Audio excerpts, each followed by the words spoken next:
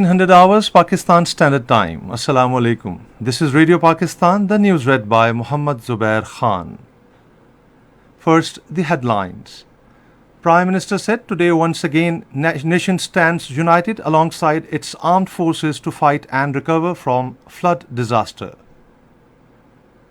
Chief of Army Staff says 6th September symbolizes unwavering resolve of our armed forces backed by the great Pakistani nation to defend the motherland against all odds.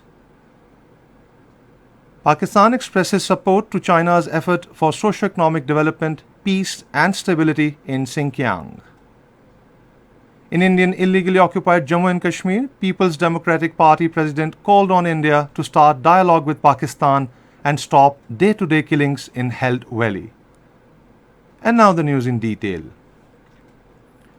Prime Minister Shehbaz Sharif has said today in the wake of disastrous floods in different parts of the country, the nation once again stands united alongside its armed forces to fight and recover from the disaster. Addressing at Pakistan Monument in Islamabad today on the occasion of Defence and Martyrs Day, he said the whole nation salutes its martyrs and ghazis for their indomitable courage and defiance to defeat every wicked assault on the motherland. Shehbaz Sharif said our brave soldiers resiliently fought to defend every inch of the country 57 years ago on this very day when an enemy larger in size crossed international border in the darkness of night to attack Pakistan. Alluding to the martyrdom of army officers and jawans in a recent helicopter crash in Lasbela while helping flood victims of Balochistan, the Prime Minister said our armed forces continue to serve the country with the same resilience and never hesitate to give their life and blood for their motherland.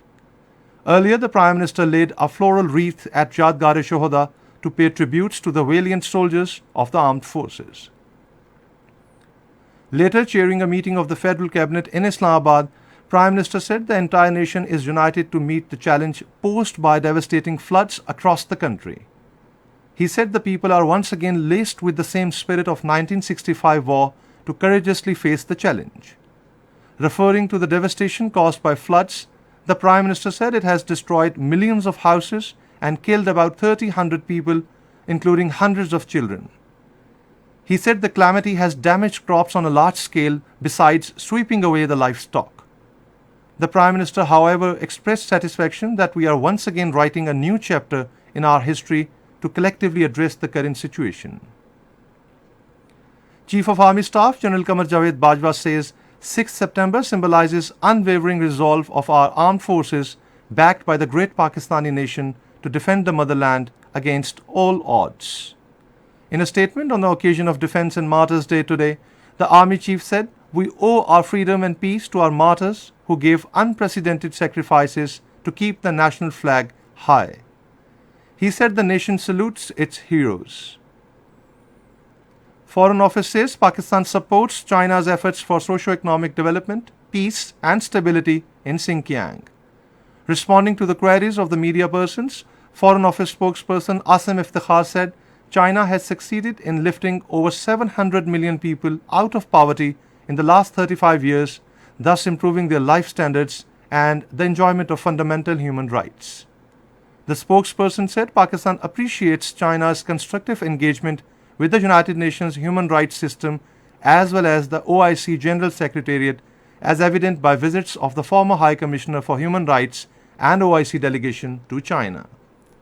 He said Pakistan believes in the principles of the UN Charter, including respect for political independence, sovereignty, and non-interference in internal affairs of the state.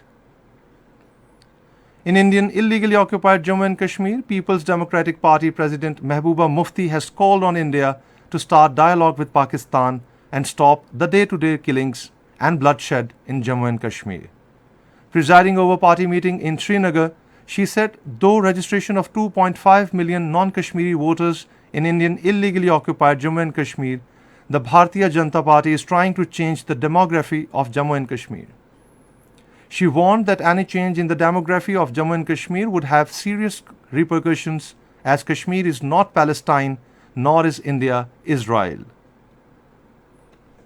In the National T20 Cup at Rawalpindi against Central Punjab, Sindh were 163 for 7 in 18.4 overs a short while ago. Earlier, batting first, Central Punjab set a target of 189 runs for Sindh to win the match. And in the Super 4 phase of the Asia Cup, India will take on Sri Lanka in Dubai today.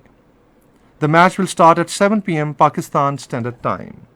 And that is the end of the news. For more news and analysis, log on to our website radio.gov.pk and also watch live video streaming of our bulletins on the link facebook.com/Radio Pakistan News Official.